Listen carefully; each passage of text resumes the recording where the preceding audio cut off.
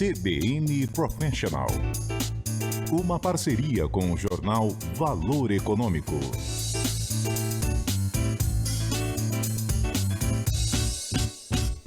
Olá, eu sou a Juliana Prado, da CBN. E eu sou Estela Campos, editora de carreira do jornal Valor Econômico. E começa agora mais um episódio da 10ª temporada do podcast CBN Professional, que é uma parceria da CBN com o jornal Valor Econômico. Aqui você encontra dicas sobre carreira, gestão e negócios para inspirar você. Lembre que você pode nos ouvir e nos ver. Inclusive, estamos com um cenário novo, então aproveita, vai lá ver o vídeo deste episódio, também o áudio, que já está disponível na plataforma digital da CBN e também do Valor. Então, ajeite os seus fones de ouvido ou aumente o som do seu tablet, da sua TV ou do seu computador, porque a partir de agora nós vamos aprender muito por aqui sobre os novos desafios da liderança. E no começo da carreira, a nossa convidada de hoje não queria saber de trabalhar em banco. Ela se formou em Relações Internacionais pela Universidade de Brasília e tinha o sonho de trabalhar nessa área em empresas.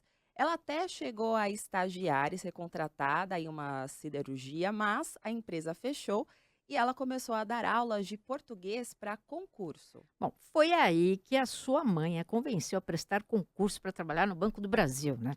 Muitas mães faziam isso. E ela relutou um pouco no começo, mas aceitou com a ideia de ficar lá só por um ano. Mas esse ano logo se transformou em uma década e ela passou por diversas áreas do banco. Em 2012, ela foi convidada para assumir a diretoria comercial e de produtos da BB Seguros, empresa controlada pelo Banco do Brasil. Lá ela participou do IPO, considerado o maior do mundo, no ano de 2013. Bom, 5 anos mais tarde, em 2017, ela foi para a Brasilprev, a empresa de previdência privada, fruto da joint venture do Banco do Brasil e da americana Principal Financial Group. Lá ela assumiu primeiro a área comercial e de marketing e em novembro de 2020 foi convidada a assumir a presidência da Brasilprev, tornando-se a primeira mulher a ocupar o cargo. E sob a sua liderança aí, a empresa conta com mais de 2,6 milhões de clientes, vem investindo em cultura de dados, inteligência artificial, negócios digitais e atingiu uma arrecadação de quase 60 bilhões de reais em 2024. Ela tem especialização em liderança estratégica e MBA em administração de recursos humanos pela Fundação Getúlio Vargas. E hoje é também vice-presidente da FENAPREV, que é a Federação Nacional de Previdência Privada e Vida. E para contar mais detalhes da carreira, a Estela e eu vamos conversar a partir de agora com a Ângela Assis, que é diretora-presidente da Brasilprev. Ângela, muito obrigada por aceitar o nosso convite, seja muito bem-vinda. Muito obrigada a vocês pelo convite e pela essa leitura tão legal inicial aqui que me fez, olha, vocês fizeram uma pesquisa incrível. E a Muito gente, obrigada, uma alegria estar aqui. imagina, a gente quer aprofundar ainda mais e conhecer a sua história. E eu quero começar aqui a nossa conversa pelo início da sua trajetória. Queria saber como é que você imaginava a sua carreira quando você começou o curso de Relações Internacionais e o que te atraiu para essa área aí em primeiro lugar. Olha, bom, realmente o curso de Relações Internacionais, ele é um curso que dá uma visão muito ampla de tudo. E eu tinha muita vontade de trabalhar em empresa na área internacional. Eu nunca tive vontade de morar no exterior. Interessante isso, né? Nunca tive vontade de morar no exterior, mas sempre tive vontade de fazer trabalhos, né? Viajar, ir e voltar, digamos assim. Então, a curiosidade de conhecer a questão do comércio internacional. O curso também era um curso muito abrangente, a gente via bastante ciência política, que eu gosto muito, direito internacional, enfim. Então, eu tinha vontade de trabalhar numa empresa. Ter uma carreira legal sempre foi muito relevante para mim. Assim, por que isso, né? Eu falo, eu venho de uma família muito simples, né? Meu pai começou a vida como carteiro, meus pais não têm nível superior, mas minha mãe sempre foi uma pessoa muito à frente do seu tempo. E ela sempre falava assim, minha filha estudava, né? Ela trabalhava, estudou só até o 2º grau, mas trabalhava, vendia roupa, tinha emprego público. E ela falava assim, para as 3 filhas, eu sou a mais nova de 3 filhas, casamento não é meio de vida é trabalho, é independência, né? A nossa independência é muito importante. Então, eu fui criada num ambiente de fato, ser profissional, né? Ter uma carreira legal, fazer diferença, trabalhar com muitas pessoas e conhecer muitos lugares. Daí, relações internacionais, parecia poder me prover tudo isso. Bom, aí você foi parar no Banco do Brasil, né? Porque a sua Foi. mãe, né, como toda mãe, né, falava assim: "Olha, vai lá fazer o concurso do Banco do Brasil, ter uma carreira estável e tal". Agora conta pra gente como é que foi, porque você lá trabalhou em muitas áreas diferentes, né. E como é que, você fazia para decidir o próximo passo lá dentro? Como é que foi essa sua trajetória? Olha só. Bom, e aí por que o Banco do Brasil, né? Eu tive o irmão do meu pai trabalhou no Banco do Brasil, foi gerente do Banco do Brasil. O Banco do Brasil é uma empresa incrível, né? Maravilhosa. E assim, os pais sempre têm essa Aham. visão de trabalhar lá. E como a minha empresa foi extinta, né? Que a Juliana já comentou, a empresa que eu trabalhava em Brasília era uma holding de siderurgia, foi extinta. Eu falei, poxa, e agora? Amo dar aula, amo português, dei aula um tempo, mas ela falou assim: não, o Banco do Brasil não vai acontecer nunca de ser extinto, né? Aí eu falei: não, mas eu não quero trabalhar em banco, imagina, não quero ser caixa. Nunca fui caixa, inclusive, nunca fiz nem o curso de caixa no banco. Mas, então tinha o porquê. Meu tio trabalhava lá, tinha tido uma carreira legal. Aí eu fiz para ficar 2 anos, como você falou, e me apaixonei. Por quê? O banco, ele é muito grande, né, então você tem a oportunidade de trabalhar em várias empresas dentro de uma, em Uhum. vários lugares. Então, em média, então minha carreira realmente, eu passei por agência de varejo, superintendência, que é mais, tática, né, uma área mais tática. Passei pela agência de atacado, ou seja, tratei com grandes empresas, uma experiência incrível, eu adorei na época ali da privatização das teles, então foi super legal. Depois fui para a direção geral, e aí, na direção geral, trabalhei com empréstimos, financiamento, cartão de crédito, controles internos, que foi uma guinada importante na minha carreira, e depois na parte de seguros, previdência e capitalização. E aí, Estela, assim, eu sempre tive muito foco em resultado, né? Então, sempre pensava assim, poxa, olha, eu estou aqui fazendo esse papel, mas eu posso assumir o próximo, né? Uhum. Eu nunca fiz um planejamento de carreira assim, quero ser presidente da Brasil Prévio, né? Uhum. Nunca. De fato, se eu falar que fiz, não fiz. Mas sempre trabalhei para poder alcançar o próximo passo na carreira, né, e sempre trouxe muito, sempre fui uma pessoa bastante focada em resultado e sempre gostei muito de trabalhar com pessoas, sempre gostei muito de time. E aí eu era convidada, né, mostrava resultado, era convidada e sempre aceitei esses convites, porque eu acho importante mudar, né, esse fato de eu ter passado em várias áreas dentro da empresa, não tenho dúvida de que me faz uma profissional melhor hoje em dia, Uhum. né, sem dúvida. Quando eu assumi como CEO, você ter o background comercial, de produto, de cliente, ele é muito relevante. Mas o período que eu passei na diretoria de controles internos, que é meio que assim, diferente de toda a carreira que eu tinha construído, ele foi fundamental, né, para me qualificar para ser uma CEO que tem uma visão mais ampla, né, e que preocupa também, a gente sabe a importância de compliance, de risco dentro de qualquer organização. Mas era convidada e aceitando. E no caso da área de controles internos, eu fui convidada para fazer um processo seletivo, né. Eu era gerente de divisão e aí era para um cargo de executiva. E na época, eu tinha um diretor que gostava muito de mim, enfim, gostava muito do meu trabalho, e ele falava: "Não, você não vai de jeito nenhum para esse processo, porque imagina, vai ser um desperdício do seu talento comercial e de produtos". Aí eu falei: "Mas imagina, né, eu vou perder uma oportunidade de participar de um processo seletivo, conseguir, né, se eu for aprovada, ser executiva pelos meus méritos, né, não por ter sido nomeada, não que a nomeação não seja valorosa, até porque Uhum. você merece aquela nomeação, mas enfim". E aí eu fui, teimei com ele falou: "Bom, tá bom, mas eu acho que você não devia ir não, mas eu vou". E fui eu que fui a escolhida e foi sensacional a minha carreira.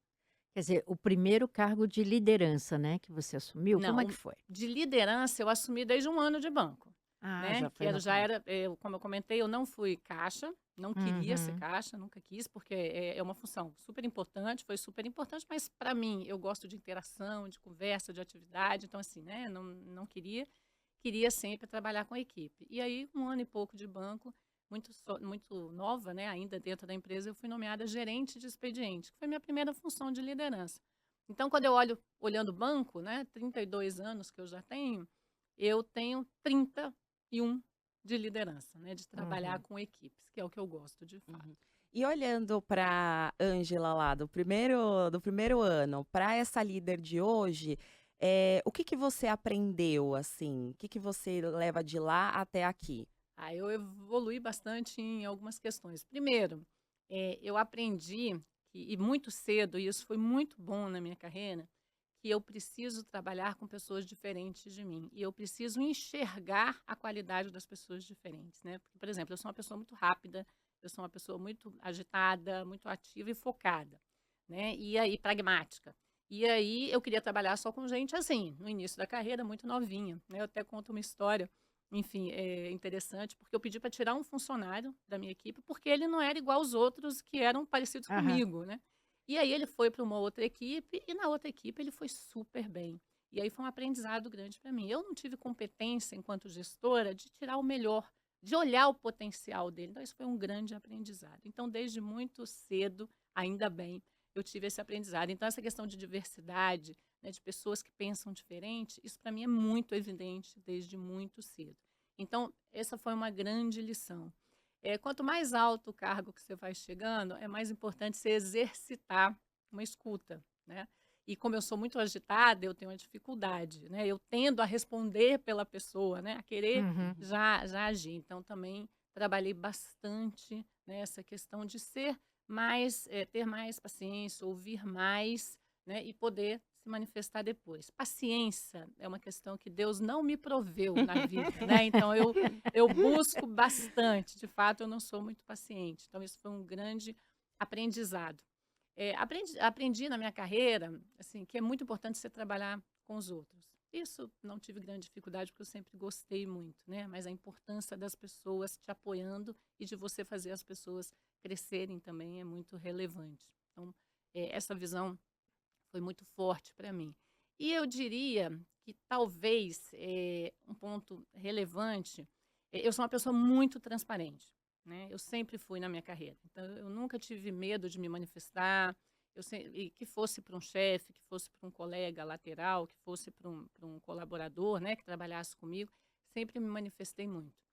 Só que eu falava na hora que eu queria e eu falava o que eu queria, né? E aí eu demorei um tempo para aprender, mas aprendi. E nas mentorias que eu faço hoje, eu falo muito disso. Você pode e deve falar tudo o que você quiser e o que você acha, mas tem a hora certa, né? Tem o momento certo, porque você precisa que o interlocutor ele esteja aberto a receber aquela mensagem, né? Então, eu diria, esse foi um aprendizado importante que eu demorei mais, aprendi ali mais por último, ali já como diretora. Uhum. Uhum.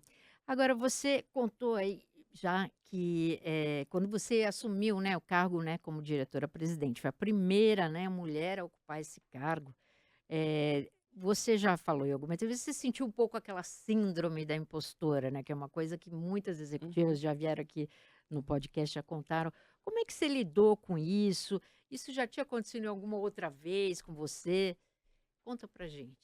Stella, isso acontece volta e meia, acontece com a gente, né? Eu acho que Uhum. isso acontece com todo mundo, mas com as mulheres, na minha opinião, de maneira mais frequente, porque acho que a gente tem uma visão muito mais crítica das coisas. E eu sempre brinco, por exemplo, se você me perguntar se eu tenho um inglês avançado, eu vou dizer, não, meu inglês não é avançado. Mas eu tenho o certificado de avançado. Mas eu respondo que não. Isso é um boicote. Por quê? Porque para mim, inglês avançado é falar como eu falo português, né? Uhum. E não é, né? Então, assim, os professores falam, mas seu inglês é avançado. Então, assim, eu mesma cobro de mim muito mais do que precisa. Então, isso não deixa de ser um pouquinho da síndrome do impostor. E quando eu assumi no auge da pandemia. Uhum. Eu já estava há 3 anos como diretora, então conhecia as pessoas, claro, né? Eu conhecia a empresa, mas eu tinha uma relação muito mais próxima com as pessoas da minha diretoria. E na pandemia foi um desafio grande. Então, eu procurei muito, né, conversar. A gente estava 100% home office, então eu assumi em 100% home office. E eu conversava muito com a liderança. E continuei, né, conversei muito, fiz uma reunião com todas as áreas da empresa, para falar o que eu pensava, o que eu pretendia, aquele momento como é que estava. Pedi, a primeira coisa que eu fiz também, eu conversei com o time de RH e falei assim, olha, eu quero saber todos os colaboradores que forem infectados pela Covid, todos. Eu falei com absolutamente todos eles. Né? Alguns casos mais graves, né? Nós perdemos 2 colaboradores. Falei com os familiares quando estavam internados, eu falava com o pai, eu falava com a mãe. Por quê? Porque, na minha opinião, a liderança ela precisa ser próxima. As Uhum. pessoas precisam entender que você, de fato, se preocupa com elas, né? Claro que com o resultado é fundamental, o trabalho, a entrega é fundamental, mas as pessoas são muito importantes. E esse é um fato interessante, então eu quis me aproximar. Eu sou uma pessoa muito próxima, eu gosto de conversar com as pessoas. E isso, assim, as pessoas reconhecem isso, né? Outro dia, ano passado, eu fiz reunião com toda a Brasil Prev, né? Eu separava em equipes de 40 pessoas para ouvir um pouco o que eles estavam achando. E aí, um colaborador falou assim, eu queria fazer um depoimento, né? E ele falou assim, eu tive Covid, né? Na época fiquei internado, fiquei muito mal. E minha mãe, né? Minha mãe, ela era empregada doméstica e ela recebeu uma ligação da presidente da empresa e recebeu várias querendo saber como estava o filho dela. E isso tem um valor para ela e para mim. Ele falou chorando, obviamente. Eu chorei aqui, já Aham. fico com o olho Aham. mareado já. Sim. Mas ele falou assim, porque ela nunca imaginou isso. Então isso foi Uhum. super importante. Eu falei, mas imagina, né? Não tem diferença nenhuma entre mim e sua mãe, né? Do ponto de vista de ser Uhum. humano. Então isso marca, né? Então acho que essa proximidade as pessoas sabem. E até hoje eu escuto assim, Ângela, olha, eu sei que você gosta de saber, fulano tá com tal doença, assim, assim. Aí eu vou e tento falar com as pessoas. Mas sabem também, eu sou uma pessoa bastante exigente, né? E que eu só acredito em trabalho de qualidade, porque as pessoas, por terem síndrome de impostor, eles acham que não podem entregar coisas que elas podem entregar de uma maneira muito melhor, às vezes, do que elas mesmas acreditam. Uhum. Então, eu também sou uma pessoa bastante exigente. Uhum. Agora, até na pandemia, em termos de negócios, né, a decisão da Brasilprev, né, que foi de fazer os pagamentos fossem, enfim, períodos de carência contratuais fossem, né, ignorados. Isso. Como é que foi essa decisão e como é que foi sustentar essa decisão lá dentro? Olha, ela foi uma decisão que ela foi bastante pensada. Ela foi uma decisão que foi acolhida por todos os acionistas, né? Tanto pelo Banco do Brasil, pela BB Seguros, pela Principal, porque era o certo a fazer. E na Brasilprev, um dos nossos valores é fazer o certo. Um outro é cuidar das pessoas, né? Então, são dois valores que você precisa na prática, né? E você tem que exercitar, porque senão não faz sentido você ter só como documento estratégico. Então, assim, e toda a indústria, né?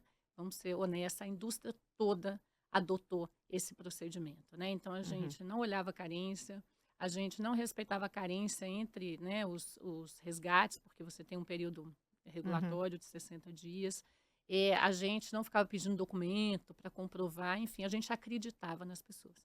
Então, foi um período bastante difícil, né? A indústria, obviamente, teve um nível de resgate super elevado, claro. Por outro lado, foi um período educativo também, né? Passado, se é que se pode dizer que teve alguma coisa positiva, né, de uma situação tão triste, as pessoas passaram a ter mais consciência de que precisam se preparar para o futuro, porque o futuro é muito incerto.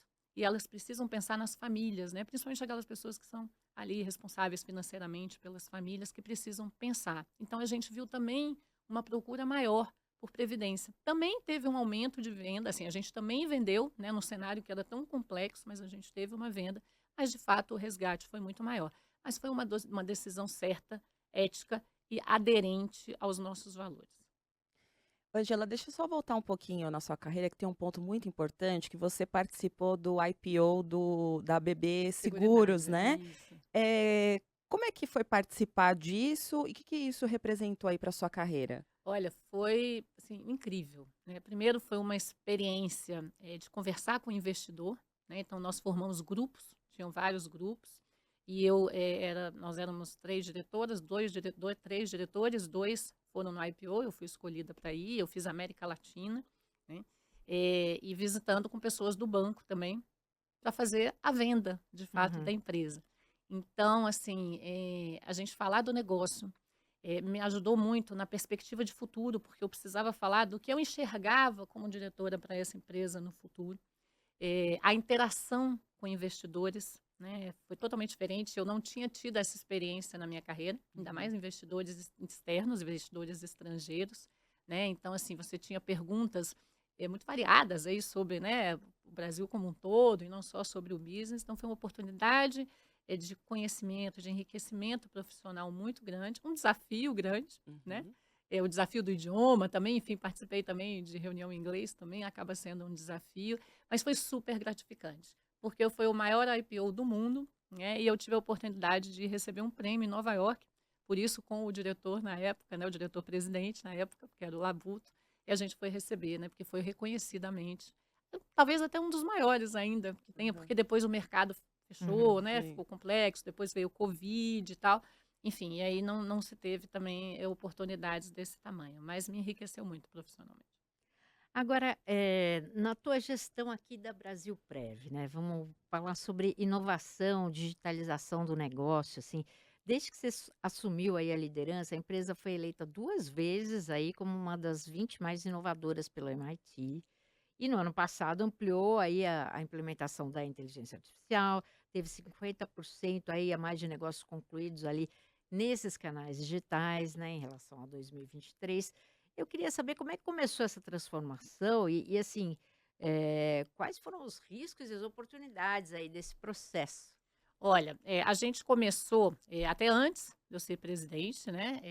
A gente teve um presidente anteriormente, dois, na verdade, antes, que começamos a falar de dados, né? Então a gente começou, ele falou, bom, vamos então criar inicialmente uma área de dados, vamos começar a pivotar uma área de dados aqui, porque já se falava bastante disso. Então a gente começou lá em 2018, 2000, não, nós começamos lá em 2019, na verdade, né, essa área. E aí a gente já tinha, e ficava vinculada a mim, uma área que a gente chamava de lab digital. Tá, Uhum. eu era diretora comercial e esse lab ficava vinculado a mim. Então, a gente tinha essas experiências. Quando eu assumi, o que a gente fez foi intensificar os investimentos. Então, a gente tinha alguma coisa, né? A gente estava ainda mais numa visão de melhorar a jornada de cliente, né? Uhum. Então, as jornadas que a gente tinha e complementar, porque a gente tinha muitas jornadas usando o app do banco, a própria Brasilprev tem um app também, ou o portal do banco, o portal da Brasilprev, mas as jornadas não eram fluidas. Então, a gente começou muito nesse foco de melhorar a experiência Do cliente. das jornadas, né? E aí fomos evoluindo bastante. Aí a gente teve, né, um hackathon lá em 2018, tivemos um hackathon em 2021, e essas oportunidades, esses hackathons sempre trazem oportunidades de novidades, então a gente sempre falou muito disso, e fomos começando a ter os resultados de negócio. E aí em 2023, né, a gente já tinha, essa área já tinha evoluído bastante, a área de dados na parte de você identificar, você fazer um data lake adequado, né? Você ter dados com qualidade adequada e o digital fazendo lá as suas jornadas. Aí eu tomei a decisão da gente unir essas duas áreas, né? Porque eu entendi que era uma forma de você de fato ampliar, né? De você escalar resultado, aí resultado de business mesmo. Aí nós estamos falando de trazer dinheiro para a companhia. Então a gente fez essa junção dessas duas áreas em 23 e foi fundamental. E também criamos um programa de inovação, né? Porque assim, você ficava com a inovação, eu sempre falava disso, a gente falava disso, é um valor também, inovação constante. A gente tinha no DNA, lá nós somos a primeira empresa a lançar um plano júnior, né, para criança. Nós somos a primeira empresa a trazer o conceito de ciclo de vida, de investimento, que veio até da Principal. Então a gente já tinha um DNA, mas a gente estava precisando, né, dar uma mexida aí. E aí, quando a gente uniu essas duas áreas e lançou um programa robusto, aí um programa que você tinha, né, o porquê, quem, como, a estratégia, o que que a gente queria, como é que a gente ia trabalhar e as métricas, né, porque sem medir você não tem como ter sucesso, na minha opinião, você tem que ter, né, metas e métricas para poder medir. A gente conseguiu, de fato, alavancar e melhorar muito. Então, a gente capacitou a empresa, a gente passou a ter squads. Antes ficava muito concentrado no digital. Só lá você trabalhava com metodologia ágil, só lá, né, você tinha ali um desenvolvimento de ideias novas. Não, a gente começou a expandir isso para a companhia por meio desse programa de inovação digital e essa junção, né, das duas áreas foi fundamental para a gente escalar negócio. Então, por exemplo, a gente esse ano lançou, né, a venda de planos de previdência pelo WhatsApp. É a primeira e única empresa ainda no mercado que tem esse tipo de venda. Então, nós estamos aprendendo. Né? Nós estamos Uhum. vendo como é só orgânico, por exemplo, por enquanto, entendendo, vendo o que o cliente fala, o que ele acha bom, o que ele não acha bom e corrigindo. Então, assim, a gente tem essa visão inovadora e a gente estruturou essas áreas que já tinham sido iniciadas, né? Quando eu era diretora, inclusive, a gente estruturou de uma forma mais focada em resultado. E aí a gente foi 2 anos reconhecido pelo MIT, né? Que dá muito orgulho para a gente. E aí a gente lançou o WhatsApp. A gente tem 1.400.000 clientes que usam o nosso WhatsApp da Brasil Prev. É muita gente, né? De uma base de 2.600.000. E a gente tem nível de satisfação de excelência, né? NPS lá que supera, nível de satisfação que supera 80 pontos. Então, assim, organizando iniciativas que eram separadas, juntando Juntando. áreas que tinham aderência, né? Porque a jornada ela é importante, claro que ela é, mas eu preciso do negócio. E para o negócio ter mais efetividade, eu preciso entender o meu cliente, os dados, eu preciso saber o que ele faz aqui dentro. A gente montou também um CRM, que hoje eu tenho uma visão 360 do meu cliente dentro da empresa. Então, se alguém da minha ouvidoria vai falar com o cliente, ele entra lá e ele sabe se esse cliente já teve no saque. Ele sabe qual é, né, se esse cliente fez alguma transação.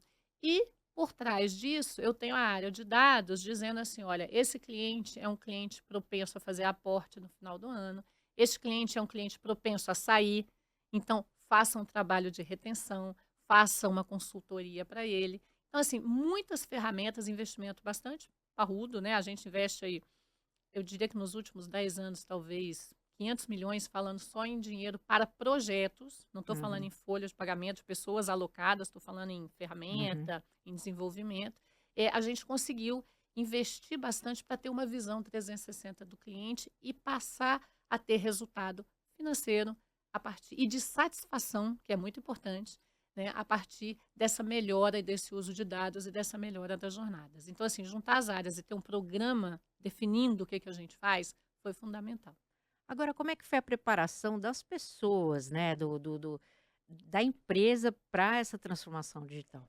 Foi junto com a transformação, né? Foi junto com a transformação. É o que a gente fala, a gente tem que pensar no resultado de curto prazo e na visão de futuro juntos, né? Então, assim, a gente treinou, capacitou, tivemos 3 turmas, né, que a gente fala de Agente Reinova. O que é isso? São colaboradores que se inscreveram e a gente treinou nas ferramentas ágeis. E eles foram os multiplicadores dentro das suas áreas. A gente começou a pivotar, né, squads dentro das áreas separadas e não só mais dentro do digital. Nós fizemos capacitações mais amplas, assim, treinamentos externos. Nós revimos a nossa grade de treinamentos, trazendo bastante conteúdo de metodologia ágil, né, bastante conteúdo de inovação, e aí para capacitar o time. Então, nós fizemos um trabalho de capacitação concomitante. E isso não para, né, Estela? Porque, por exemplo, agora nós estamos exatamente nessa mesma pegada, digamos assim, de capacitação em inteligência artificial. Porque não adianta você adotar uma tecnologia que o teu colaborador não vai saber usar, né? Então, a gente está também agora, este ano, nós dedicamos a fazer uma qualificação, a gente pretende qualificar 80% da empresa em inteligência artificial. Ah, Ângela, então todo mundo vai ser expert? Não. Nós temos lá qualificação em nível básico, qualificação em nível intermediário, qualificação em nível avançado. Mas todos precisam entender. Nós tivemos, por exemplo, um treinamento para a diretoria. Né? Então, assim, todos precisam entender. Então, a gente tem uma preocupação muito grande de qualificar para que as pessoas possam usar adequadamente as suas ferramentas. E um outro ponto que é sempre muito importante quando você fala de tecnologia, então, quando você fala de dados, quando você fala de inteligência artificial, a gente também estrutura uma governança adequada. Né? Porque assim, a inteligência artificial é muito legal. A gente identificou lá 63 processos que podiam usar a inteligência artificial. Mas a inteligência artificial é caro. Né? Então, assim, eu preciso usar a inteligência artificial nesses 60 processos ou eu posso fazer com um RPA, o famoso robozinho, né? Uma automatização, uma boa parte deles? Quem é que pode dizer? Quem é que vai dizer quando é que eu vou usar essa ferramenta, quando é que eu vou fazer inteligência artificial, quando é que eu vou usar inteligência artificial ou quando é que eu vou usar robozinho? Então, você precisa ter uma governança. Então, a gente estruturou. Esse ano, nós estamos qualificando o time e estruturando a governança de dados dentro da companhia para poder escalar. Porque, senão, você acaba tendo uma relação ruim de custo-benefício. E, claro, uma preocupação muito grande ali com o sigilo dos dados, né, com a lei de proteção aos dados. Então, isso também a gente precisa ter bastante monitorado. Agora, quem que vai dizer se vai usar o robozinho ou a inteligência artificial? É a pessoa da área? É a pessoa que está qualificada ali? É o pessoal da TI? Como é que... São pessoas juntos, né? Nós temos um grupo, tá, de governança de dados, onde você tem pessoal de tecnologia, pessoal de dados, você tem a pessoa do negócio, né, que ela vem ali fazer a defesa, o que que ela acha, e ela tem o apoio, né, desse time ali de dados, do time de tecnologia, para fazer uma análise do que é mais adequado. Aí, nisso, você tem todos os projetos da companhia, eles são discutidos com a comissão executiva da companhia, que são todos os executivos, né, ainda fora da diretoria, todos os executivos da companhia. A gente define, a gente tem uma matriz de custo-benefício, então, olha, isso é importante porque melhora a satisfação do cliente, isso é importante porque traz mais resultado, e a partir dessa matriz, esse time define as prioridades. Aí depois vem para a diretoria ratificar ou retificar algum ponto que a gente entenda que seja mais relevante, num olhar diferente. Então, assim, esse grupo que foi criado, né, a gente trabalha muito multidisciplinarmente na Brasilprev. Eu diria que isso é uma chave do sucesso. Então, a gente tem grupo multidisciplinar olhando a experiência do cliente, não é só a área de clientes que olha a experiência do cliente. Eu tenho um fórum de clientes que eu tenho representantes de praticamente todas as áreas da companhia. Eu tenho um grupo que olha reclamações, eu tenho um fórum de sustentabilidade, que define quais são as ações prioritárias a partir dos nossos OKRs. Então, nesses grupos, e eu tenho esse grupo de dados ali e de digital, que a gente chama de eficiência operacional, tá? Que aí mescla também, porque tem muito a ver com você melhorar, né, também do ponto de vista de quando você automatiza, Da você reduz, produtividade também. exatamente, reduz trabalho manual e reduz muito perda. A gente, quando eu pego ali 2021, 2022 para cá, a gente reduziu quase a 1/3 a perda operacional que a gente tinha por conta de processo manual. A empresa era uma empresa muito manual. Tanto é que quando eu assumi, falei que o meu principal desafio era automatizar a empresa, porque você tem uma melhor qualidade de vida no trabalho e você tem um menor risco de falha, né? Porque as questões operacionais, elas estão muito vinculadas a falhas humanas. Então, quando você automatiza, você deixa o trabalho humano para uma questão mais de avaliação, de análise mais complexa, e o que é, né, mais assim, operacional, você automatiza. Então, a gente focou muito. E esse grupo, que visa também a eficiência operacional, define o que vai ser robô, o que vai ser inteligência artificial. Agora, você teve que trazer gente de fora, né? Que você falou da capacitação e tal. Mas, assim, cientistas de dados, vocês reforçaram essa área. Sim. Me conta um pouquinho dessa busca e como é que foi essa integração, né, com os times. Sim, nós buscamos no mercado, né? A Brasilprev é uma empresa privada, apesar de ter o Banco do Brasil, né, e a BB Seguros, por meio da BB Seguros como acionista, e a Principal, mas a gente é uma empresa privada, então a gente contrata no mercado. Nós mesclamos, né? A gente traz gente do banco também. Hoje o head dessa área que a gente chama hoje de SUDAX, né, que é a Superintendência de Dados e Digital, ele é do banco, veio do banco, mas o time todo é contratado no mercado, o time praticamente todo. E nós trouxemos, sim, cientistas de dados, até um fato interessante, nós temos 2 mulheres cientistas de dados, que foram, inclusive, apresentar um modelo nos Estados Unidos, foi um dos 4 modelos escolhidos por uma grande empresa, né, de tecnologia, de inteligência artificial, para mostrar, né, uma forma de uso, né, um case que a gente fez na Brasilprev, e elas 2 que foram apresentar, a gente fica muito orgulhoso disso, claro, mas a gente trouxe essas pessoas, e essas pessoas, a gente tem especialistas, tem um time disso, e eles, inclusive, é que fazem a capacitação também. Eles que fazem a capacitação para as pessoas, até para ter uma interação, para os demais colaboradores, para ter uma interação mais próxima. E a gente tem uma preocupação grande, e aí o Head tem essa preocupação, porque o time cientista de dados é muito técnico, né? Muito técnico. Então, assim, a conversa, a gente fala, olha, o pessoal tem que conversar, mas as outras pessoas têm que entender do que está falando. Então, também a gente teve lá atrás um desafio de linguagem, sabe? Então, assim, às vezes você tinha alguns mal-entendidos das áreas, porque, mas a pessoa fala uma coisa de uma forma técnica, a outra entende outra, de uma forma negocial. Então, a gente teve algumas arestinhas, assim, que a gente foi, né, melhorando, que a gente foi diminuindo, e hoje interage super bem áreas de negócio com as áreas técnicas ali, de tecnologia, de dados, e a gente consegue resultados muito expressivos. Você falou dessa questão da inteligência artificial, da governança e tal. Vocês chegaram a fazer manuais ou regras que as pessoas, por exemplo, inteligência artificial, né, Generativa? generativa, vocês têm manuais para isso? Nós temos. Esse fórum está justamente escrevendo, nós vamos ter então a política, os normativos, a Isso está sendo identificação dos feito ainda. projetos, quem é dono do quê, né? Não, hoje a gente já tem Já as tem regras, a área de compliance trabalhando muito forte junto, né? A área de risco da companhia, a gente tem sim.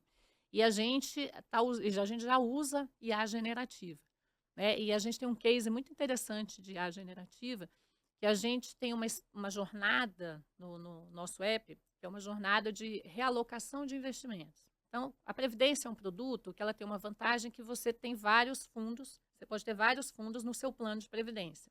E você pode migrar de um fundo para outro sem ter que resgatar e depois aplicar de novo, né? Então, isso a gente chama de jornada de realocação de investimentos do cliente. E eu tinha essa jornada com um NPS transacional de ali, vamos supor 40, vamos falar, né, hipoteticamente 40. Você sabe que NPS é meio estratégico, a gente não gosta de falar muito, mas 40. E aí, por quê? Aí você tinha um chatbot, né, o cliente conversava, você tinha umas perguntas e a gente dava várias opções de fundos para esse cliente. Então, eu tinha um nível de satisfação 40, vamos supor. Aí eu falei, não, nessa jornada a gente precisa usar IA generativa. Aí a gente estava usando para quê? Para interpretação da linguagem natural, né? A interpretação da linguagem humana. Então, assim, como é que eu consigo dar uma experiência melhor? E aí a gente ofertava lá 30 fundos, vamos supor, para a pessoa. A gente passou, depois do uso da IA generativa, a partir da conversa, a ofertar 4, 5. Então, meu índice de satisfação, meu NPS, ele passou tipo de 40 para 80. Entendeu? Ele mais do que dobrou com o uso da IA generativa para interpretar a linguagem natural. Né? Diferente do chatbot, que tem uma curadoria e ele fica pronto lá para algumas respostas. Então, a gente está usando, né? A gente está experimentando. Esse é um caso de bastante sucesso. Né? Estamos usando em outras jornadas, estamos começando a usar em outras jornadas. Já usamos internamente para os consultores comerciais, ali para explicar e esclarecer sobre o produto. Então, eles já usam inteligência artificial, a gente já tem lá, né, disponibilizado para eles, e estamos ali, a nossa ideia é alavancar. Ângela, você falou muito sobre o orgulho de ter cientistas mulheres, né? E na Brasil Prévia, a meta é chegar a 45% de mulheres na liderança até 2026, né? E 30% de pretos e pardos no quadro geral da empresa. Queria saber o que vocês estão fazendo para chegar a essas metas e o que, na sua opinião, é essencial para que essa diversidade de fato aconteça no dia a dia das empresas e também na forma como as decisões elas são tomadas. Bom, primeiro, essencial é você sair do discurso e ir para a prática. Né? Você fazer o que você fala que é importante.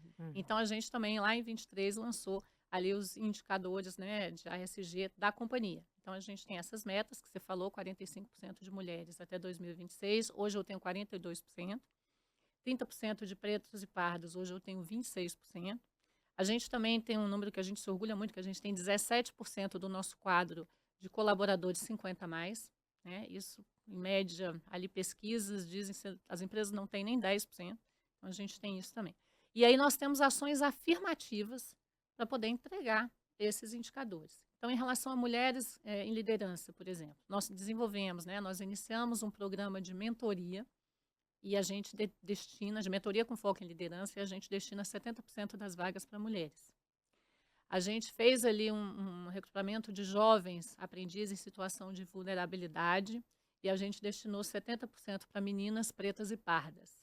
Então, a gente faz esse tipo de ação. A gente tem parcerias com algumas ONGs que elas são focadas nesse público. Então, por exemplo, a gente tem uma parceria com a Reciclar, né, que é uma ONG, enfim, bastante séria e que foca em jovens em situação de vulnerabilidade, né, para poder trabalhar aí também pretos e pardos. Então, a gente faz parcerias com institutos e ONGs que têm foco nesse público para a gente poder alcançar as nossas metas. E a gente está bastante confiante que a gente, em 26, vai chegar com essas metas todas alcançadas. Por exemplo, também, a gente quer ter mais inclusão, né, de deficientes, de PCDs. Então, a gente desenvolveu, ano passado, uma capacitação específica em dados. E por que em dados? Porque você pode trabalhar à distância, você pode trabalhar remoto.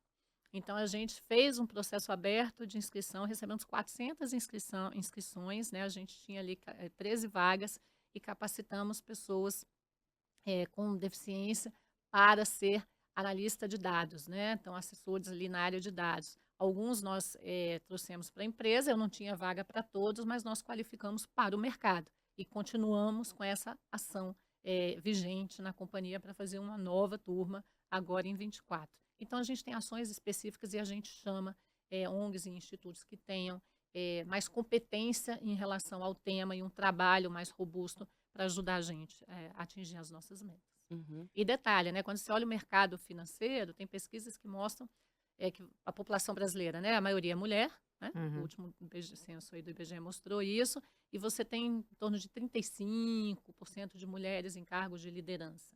Na Brasilprev nós já estamos com 42%. E eu tenho 47% de mulheres na empresa. Então, eu estou bem alinhada, né? Porque eu tenho mais homens do que mulheres na empresa, 47% de mulheres.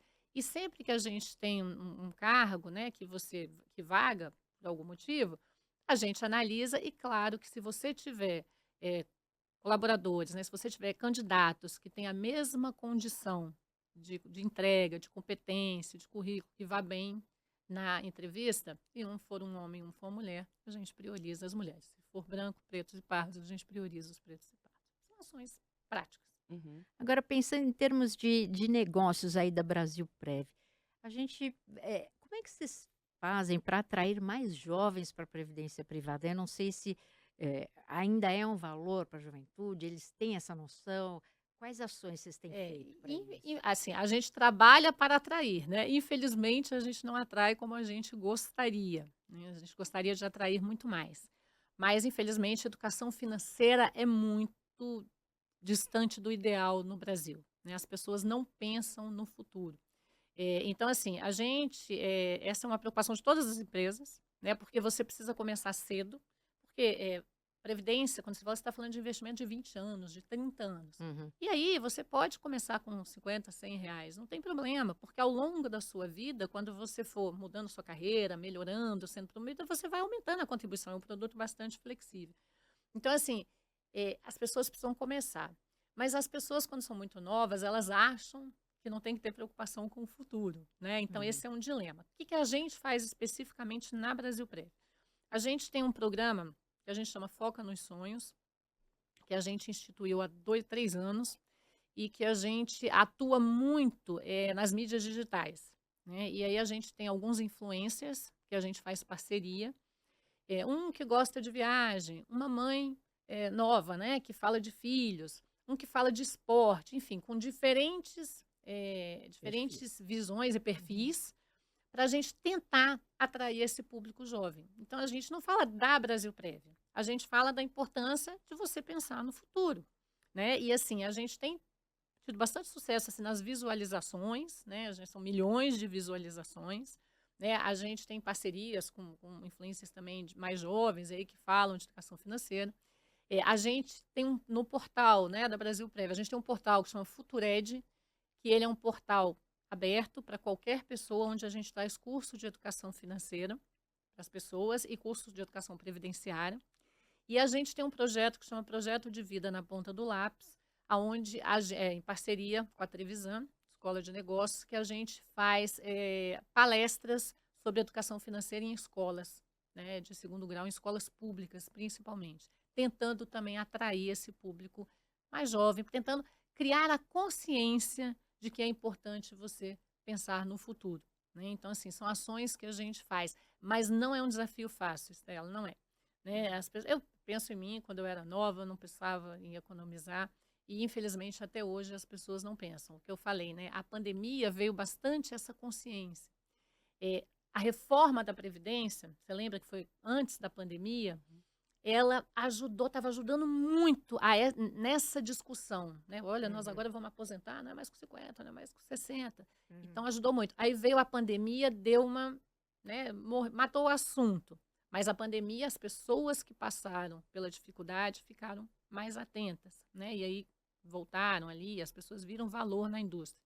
Mas ainda está bem aquém do que é o desejável para um país do tamanho do nosso, cuja Previdência Social enfrenta desafios gigantes. Né? Então, assim, em alguns anos, você vai ter, olhando o INSS, você vai ter mais aposentados do que contribuintes. Então, assim, uma nova reforma A gente já fala nisso, a gente sabe que vai ser importante fazer, né? Então, assim, a gente tenta, é um trabalho de formiguinha, mas não é fácil. E também o nosso investimento em WhatsApp, também, e nas jornadas digitais, ele vem muito para poder tentar atrair esse público, né? E essa venda em canal digital, essa venda em WhatsApp, essa venda direta que a gente lançou, também tem a ideia desse público. Então, quando a gente fala nas mídias sociais, a gente sempre tem um QR Code para poder falar, olha, contrate, né, o seu plano de previdência, pense agora no seu futuro. Então, a gente faz as soluções também pensando no futuro. E a gente traz alguns parceiros externos, né? Nós estamos agora trabalhando nisso para criar uma jornada ali, por exemplo, do Júnior, tornar mais atrativa, para que os responsáveis financeiros pensem também em fazer a previdência. Porque o que a gente vê, a gente tem mais ou menos 600 mil planos Júnior, né?